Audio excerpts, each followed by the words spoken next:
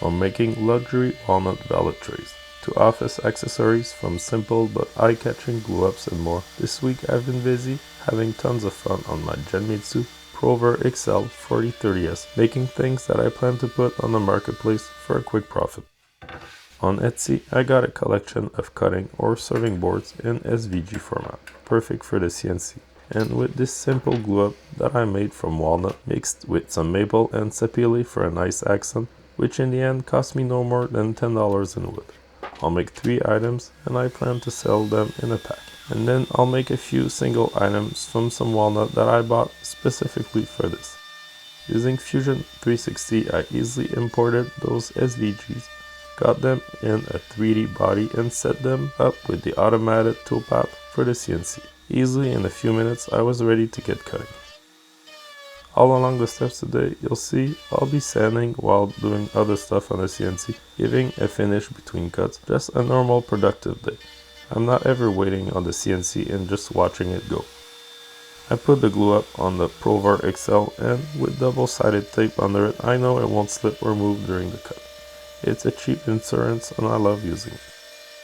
For this first project, I'm simply using a flathead 1/4-inch cutter, the main cutter you'll be using if you buy this machine. It's the workhorse of the desktop CNC. As soon as it was done, I got the tape off and right away got it reset for another cut. A small tray with rounded inside edges. Made possible thanks to a tool change I'll do after the first cut. I designed this tray as simple as it is in Fusion, and I've split the work into 3 steps. First, hogging out most of the material out with the 1/4-inch flat bit, then doing the inside wall with rounded bottom using the ball end bit, to finish cutting it out again with the flat bit. Now while this is going, I'll go finalize the serving board I just made. With the roundover bit on my palm router, I'll get the top and bottom edges nice and smooth, saving me a ton of sanding. It's possible to do this on the CNC, but I think finding a balance is best, and while the CNC is in action, this takes me just a few seconds, so I'm saving a ton of time, which will mean more money when I go to sell the stuff. Right in time, I now change to the ball and bit, and the magic happens. It'll go do a bunch of cool rounded corners, inside edge, outside edge, and get everything finalized and ready to cut up. Changing tools takes about 30 seconds, plus another 30 seconds or so to recalibrate Z. It's not a lot of work and it makes a lot of amazing things possible. You have to recalibrate Z because the bits aren't the same length, but even if they were, you're not seating those deep in the collar, so they're never really the same exact length. It's quick and easy, so I'm not worried about this step.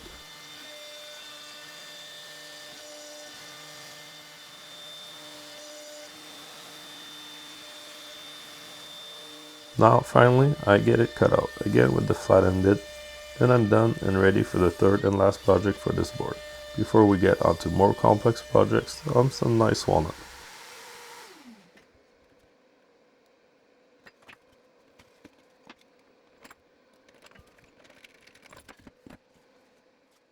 I gave this the same treatment as the first cutting board, a small 1/8 of an inch roundover.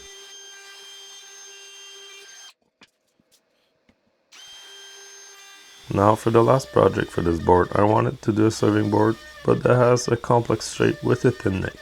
Something that would be complex to make with a traditional tool set, but as you'll see, it's easy as pressing a button on the PROVerXL, compared to any other board. For this cut, I decided to try and be more aggressive, fast, and get it done quicker. This is accelerated of course, but I'll leave the entire video of cutting the board out. Even at 5x speed, if you check the time, this is a very quick job. It managed to do this super well, so I bet it can go a lot quicker before I start getting some quality issues. I'll learn to use this machine more and more as I go, but so far I'm super impressed. It's very rigid and has not failed me at all. Sanding is minimal. The precision of the CNC leaves very little bit marks.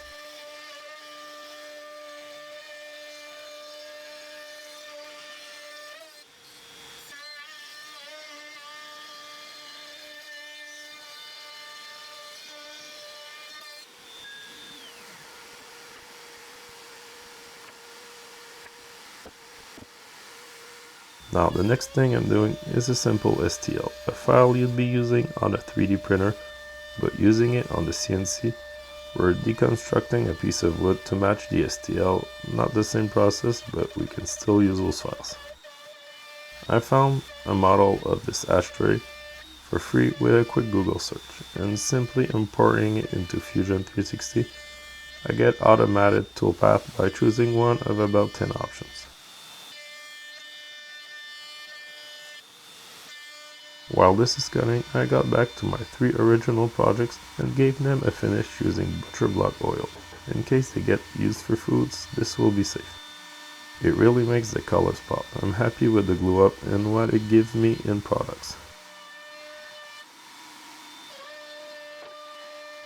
This ashtray is almost done. Seeing a usually 3D printed format just come to life on a CNC is pretty awesome.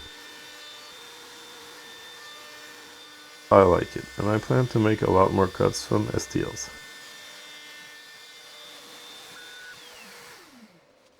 Here's what it looks like after I gave it a quick hand sanding and gave it some butcher block oil, same as the last project. For this next project, I'll show you how I figured out how to save a lot of wood. Clamping project takes some space around the cut so that the cutters don't touch the clamps. If you're cutting the wood for a single project, you'll waste a lot of wood around the cut.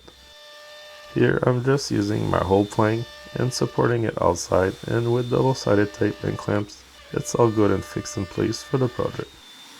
I'm cutting the valet tray you saw at the beginning of the video, and as you can see, I can make many of them from this plank, which I got for $20 at the Hardwood store.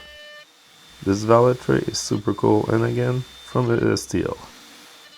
It's a quick cut to make, and I went with aggressive settings without issues at 3mm deep and 1500mm per minute, which I think I'll get to 2000 soon. One way for this project that I saved a lot of time is reducing the tolerances for the bit, which led to this uglier result for the first step. But as you'll see, the second bit clears all that up nice and smooth like any other project. This saved me about 30 minutes, so it's pretty awesome, and I plan to optimize cuts like this more and more in the future. This tray came out amazing, as did all the projects I did today, and I'm super happy about the stuff I now have to sell. Soon I'll make a full-size end grain cutting board that I'll get flat and add juice grooves using the Genmitsu PROVerXL 4030S, and I'm excited to see the results. Check out the links in the description if you're interested in this CNC. Thanks for watching and see you next time.